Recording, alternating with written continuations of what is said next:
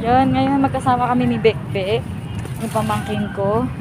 Pupunta siya ng NBI at ako naman pupunta ng Pampanga para doon sa renewal ng passport. Yan.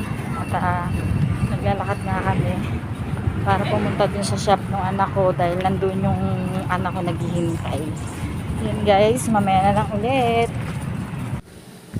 Ayan nga guys, at biyahe na kami going to crossing at idadrop nga namin si Bekbek yung pamangking ko doon at kukuha nga siya ng NBI. Doon lang namin siya ibababa. At nadrop na nga namin yung pamangking ko sa Kapitolyo at ang kami naman ng anak ko ay dediretso na papuntang Pampanga sa Robinson. Yan, nasa biyahe na nga kami dalawa at ang galing-galing na niya talagang mag-drive. Hindi na ako natatakot kasi dati natatakot ako. Ngayon okay na. Guys, ayan nga, dito na kami sa San Fernando, sa Mayclerc. Ayan, ang Robinson. Ayan. Yan, nakukuha ng renewal ng passport ko. Ayan guys, at papasok po kami din sa loob. Si Madam.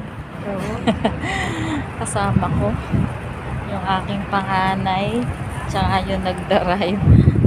Yan, papunta na kami ng Robinson at medyo late na ako sa appointment. Ayun, nandito na kami sa loob ng Robinson. Hahanapin na lang po namin yung DFA. Yeah, guys, nandito na kami at second floor nga daw yung DFA. Ayan si Madam. Ayan si Madam, oh. Madam na Madam.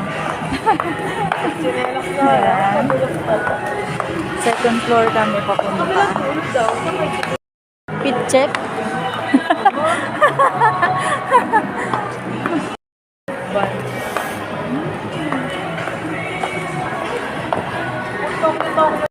Mabilis naman guys yung renewal ng passport at kapauwi na ulit ako kasi tapos na nga at pina-deliver ko na lang ng door to door.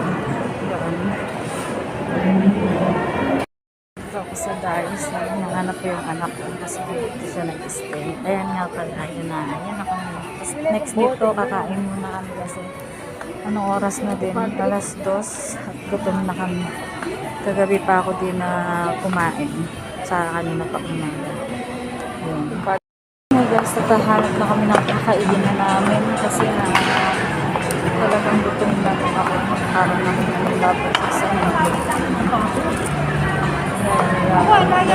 Hanap muna po kami ng makakainan at salamat po sa panonood and God bless. Bye!